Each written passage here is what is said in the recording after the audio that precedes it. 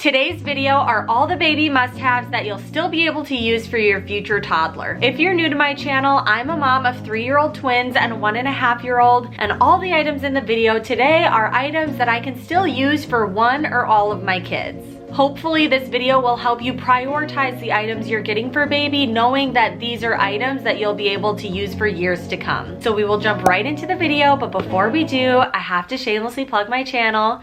Please like and subscribe if you have not already, and if you are a current subscriber, thank you so much. I really do appreciate you guys, and go follow me on Instagram, just at @myzimmy. The first category of items that I use from the baby stage to the toddler stage we'll call out and about. The first item on this list is your stroller. I cannot stress enough, as someone who loves getting out of the house, how important it is to invest in a good stroller. I am the person who didn't invest in a good stroller and kept buying cheap strollers to try to save money, and ultimately spent a lot more money on crappy strollers than I would have spent if I just got the stroller that I wanted from day one, which I ended up getting eventually after a year of struggle.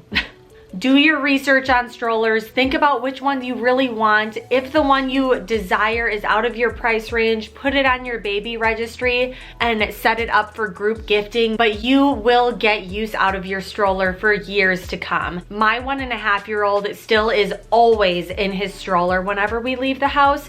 And my 3-year-olds, while they do walk around outside of the stroller fairly often, they eventually get lazy and want to be in the stroller. So I still get very good use out of my double stroller. The next item I got for the newborn stage that I still use for all my toddlers is my diaper bag. My 1.5-year-old is still in diapers, so I still need all the diapers and changing stuff, but then also toddlers like to snack. So my diaper bag is basically the diaper/snacks bag that I take with me everywhere whenever we leave the house. The way my bag is packed currently, it's probably like 25% extra clothes, 25% diapers, 50% snacks. So if you want to treat yourself to getting a nice diaper bag, I say go for it, because you are going to be getting good use out of it every single day with your family. The next category of items we're going to talk about is everything related to baby and toddler sleep. First, we have blankets and loveys.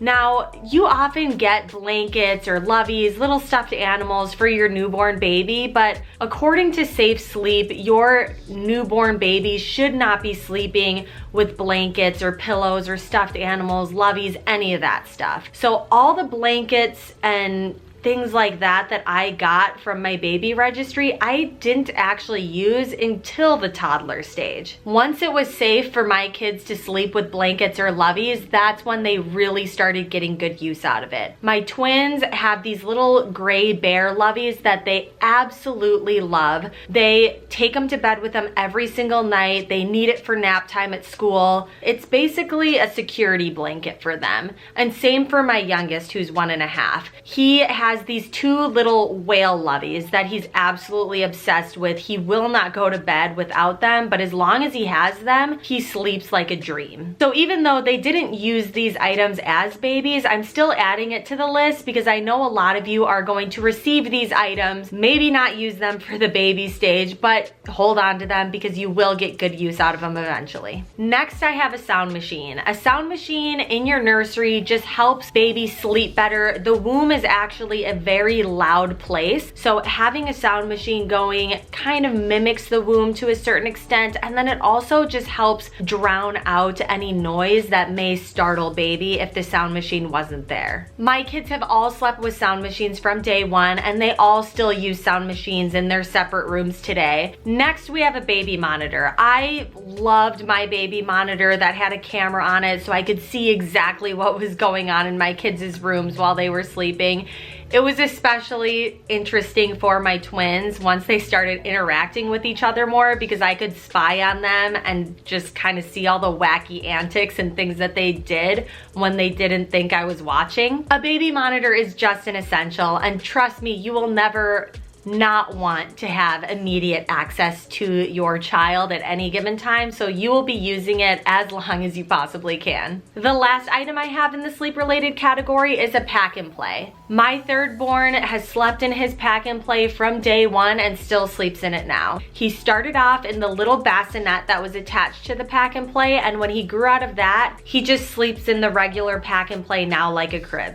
He'll probably grow out of it in a few months, maybe when he's a little bit older than 2, but at that point, I'll just transition him to a toddler bed. Overall, I just absolutely love pack and plays. They're very affordable. They don't take up a lot of space if you have any space constraints in your home. Because they're portable, it's really easy to just bring them to grandma's or whatever relative's house you're going to, and you can still have the same exact sleep setup for your baby to sleep comfortably in when you're traveling. Next, we'll move on to diapering and care. Just because your baby eventually becomes a toddler doesn't mean they just automatically know how to go potty in a toilet when they become a toddler. I wish it was that easy, but it is not. I am sorry. So in the early toddler stage, you're likely still going to be needing your diapers, wipes, changing pad, diaper pail. All of that stuff is still necessary until your child is fully potty trained. Between my kids and my friends' kids, it seems like on average kids start potty training between 2.5 to 3-ish years old. Obviously, give and take on either end of that spectrum. The reason I bring this up is if any of you are on the fence about cloth diapering,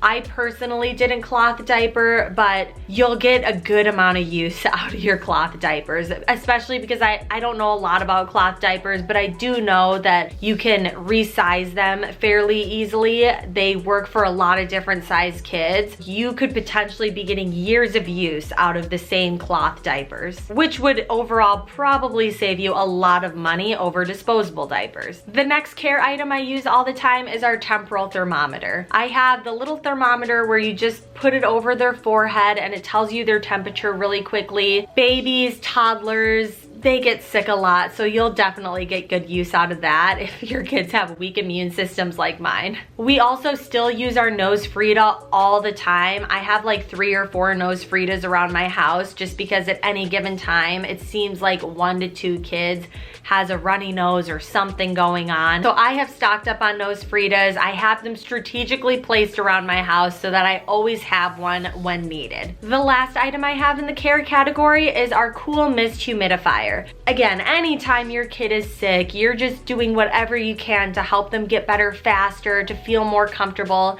and the cool mist humidifier, running that in their room at night while they're sleeping, will just help them breathe better and overall just heal quicker. Next, let's move on to the feeding category. The first item I have here is a breast pump. It is something you could continue to use through the toddler years, so I wanted to add it onto this list. And be sure, if you haven't gotten your pump yet and you're pregnant, be sure you have insurance provide you with your free breast pump. If you're not sure how to do that, I'll have my free baby stuff video linked in the description below. Watch that after this video for all kinds of free baby stuff tips. The next item I have in the feeding category are Sippy Cups. When your baby is anywhere between 6 to 9 months old, your pediatrician is going to be asking you to get your baby introduced to and used to Sippy Cups. I can tell you right now, the few times that I trust my 3-year-olds with an open cup that is not a sippy cup, 9 times out of 10, someone is spilling something. Whatever sippy cups you get at that 6 to 9 month mark, you're still going to be using well into the 3s, and for my family, probably into the 4s. Next, I have my Boone Grass Drying Rack. The Boone Drying Rack looks very simple and non-essential, but let me tell you, it is very essential. I used it in the baby stage to have my bottles and all my bottle and pump parts dry on it. I am sure I would have lost pump parts or bottle nipples had I not had this Boone Drying Rack. And now in the toddler stage, I don't have bottles or pump parts anymore, and I still find myself using it on a daily basis to dry all the sippy cups and the sippy cup parts, as well as just any of the delicate things that I use in my house, like wine glasses and basically, yeah, sippy cups and wine glasses. The last item I have for the feeding category is a high chair. I have gotten years of use out of my high chairs at this point between my 3 kids. My twins use their high chair for the first 2 to 2.5 years of their life, and my youngest is still in his high chair. My only tip for high chairs is don't get the cloth covered high chairs. Try to get the fully plastic high chairs because babies and toddlers are very messy eaters. So if you get the fully plastic high chairs, it'll be so much easier for you to clean. Next, we'll move into the safety category. The first item I have here is my North States play yard. I used my North States play yard for when my twins were really little to just have all their toys and items in a contained space. Plus, I couldn't always be monitoring them 24/7, 7 days a week. Every so often, mama has to go to the bathroom or take a shower or eat some food in the pantry. I don't know. Every so often, you just can't have both eyes on your kids at all times. And so my North States play yard was their safe little toy haven. I had the entire floor padded for them, all their little toys in it, and it just kept everything contained in one space. Then when my 3rd baby was born and the twins were just under 2, I used my North States play yard as my baby safe zone.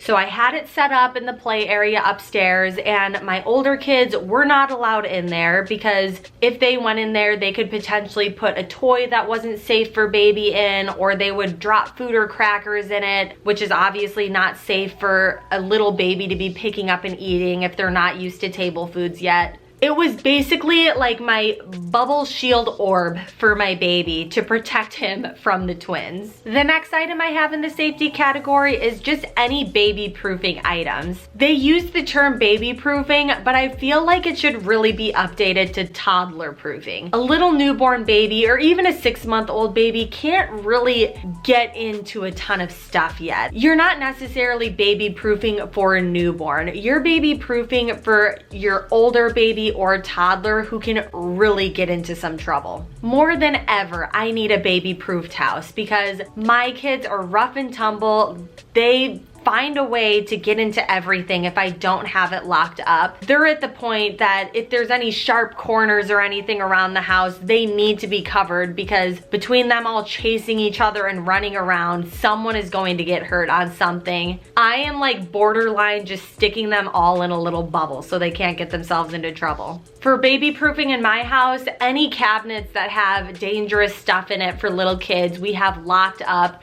with multiple baby proofing measures. We have our stairs blocked off for our youngest. We have child-proof knobs throughout the house so that they can't open and close doors excessively and get someone's little fingers pinched or just keep them out of rooms they're not supposed to go into. I would actually say it's safe to say we didn't have our entire house baby-proofed until my twins became toddlers because that really is when the trouble starts. So if you are currently a mom of a baby, that is just a little something to look forward to. If you are currently a mom of a toddler or a nanny, babysitter, whatever, and you have any other suggestions of good baby to toddler items, please leave it in the comments below. And also like, share, and subscribe if you enjoyed this video. And also be sure to click on one of my other videos that should be floating over my face at this point. And I will see you in the next video. Bye.